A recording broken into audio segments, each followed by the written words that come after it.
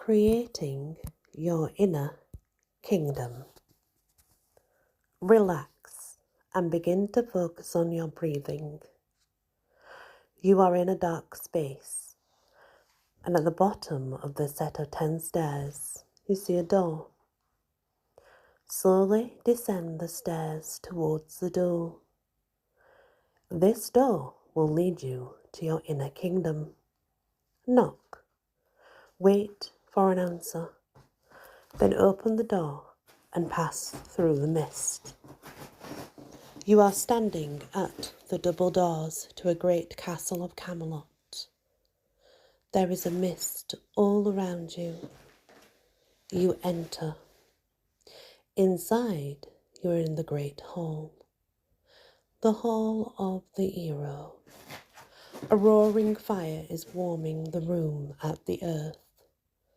The stone floor is intricately shaped with lots of different sized stones, all polished to a smooth shine. Pillars on the edges of the hall rise to a vast distance, and the stained glass in the roof reflects the sunlight.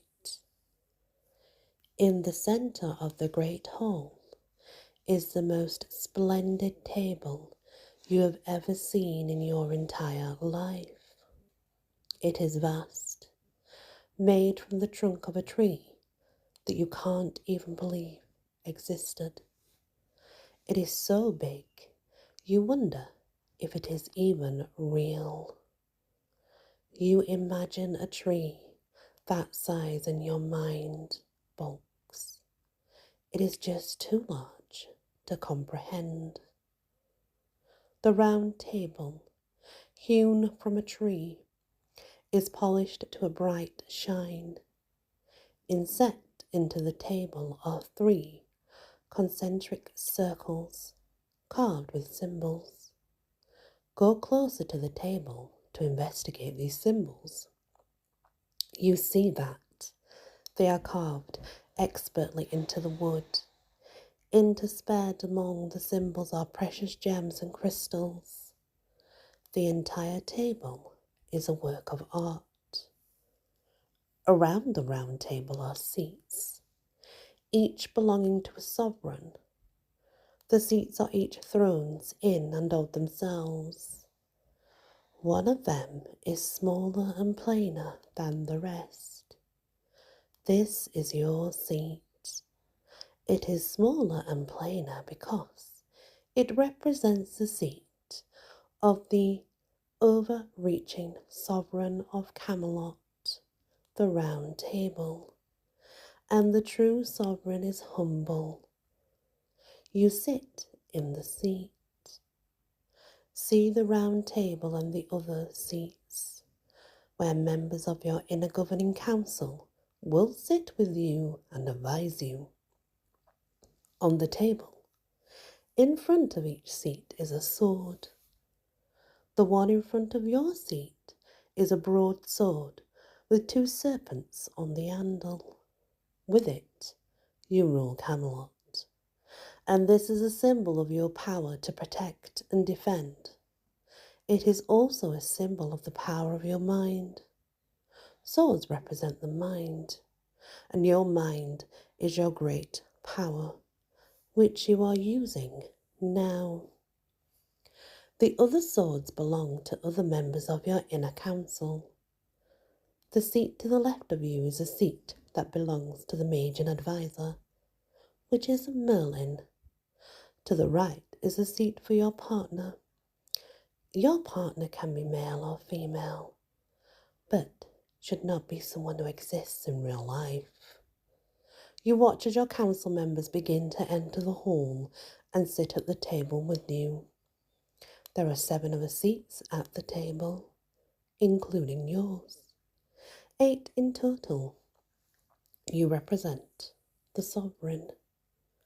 The other seats are the mage advisor, or Merlin, the seer, the musician, bard, creator, the monk, or heart teacher, the warrior, father, the child, and the mother, queen. One of these archetypes may be your partner. or you can reorganize your inner council as you see fit. Watch as each of these members of your inner council come and sit at your round table in a unity of fellowship and togetherness. Together you rule the kingdom. It is important to understand that these archetypes are all you. You may say, but I don't want to be the mage. You are. You have these 7 aspects within you.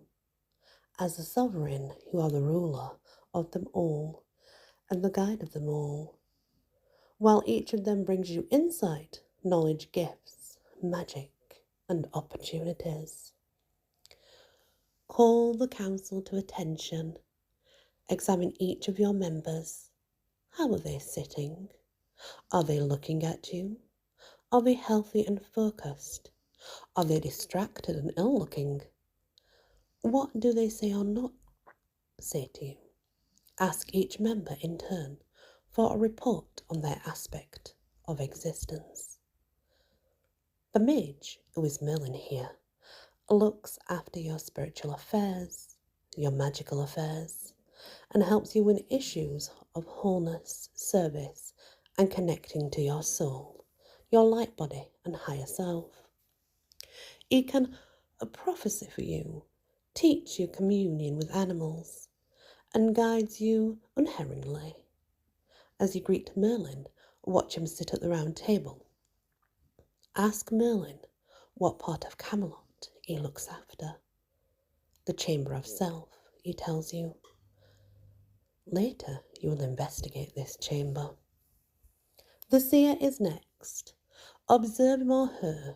What does he or she look like? The seer helps you meditate, understand patterns, and visualize. Helps you map your internal world into your external world. Ask, where in Camelot are you? I live in the West Tower, in the alchemical laboratory. I help you imagine. She or he hands you a pine cone, and you place it in front of you on the table. Later you can climb this tower and investigate the seer's domain. The creator is next. Observe them. What does the creator look like? The creator helps you express your gifts in the outer world and will closely resemble someone who has the gifts you do, whether they are poetic, creative, engineering gifts, or any other. Ask the creator where he or she lives within your realms. I live within the cosmic library, the creator says. I am your creative inspiration. Together we are muses. Come to the library later and I will give you a story. Later, visit the library in your magical imagination to create it. The monk or lover is next. Observe him or her. What does the monk or lover look like? The monk or lover helps you connect to your heart, your humility, and your peace. Ask the monk or lover where they live in your inner kingdom and listen for the response. Later, visit their location in your mythical imagination to create it. The warrior enters next and you observe him on the place where they sit. He has battle weapons on the table. He or she looks about warily, always ready for battle and on the lookout for anything amiss. Examine him or her and describe what they look like. Ask him or her where they live in your inner kingdom. I live in the armory. I train your knights, they tell you. I am the first knight, the warrior of the sun. I protect you. Come later to the training grounds, and I will show you something you need to know. The child enters next. You observe this child. The child places something on the table. Notice what it is. If you need to, ask the child why they brought this gift today. Listen carefully to the response. Observe if the child is carefree and happy, dependent and afraid. Describe the child in your magical imagination. Ask where the child's home is within you. I live at the edge of Camelot. Where? the wild horses gallop. I help you play, create money and enjoy life. Later, visit that part of the kingdom. The mother queen enters next. Observe her as she sits, her seat at the round table. Pay attention to the state of her dress, her expression, and what she is carrying. She holds it out to you.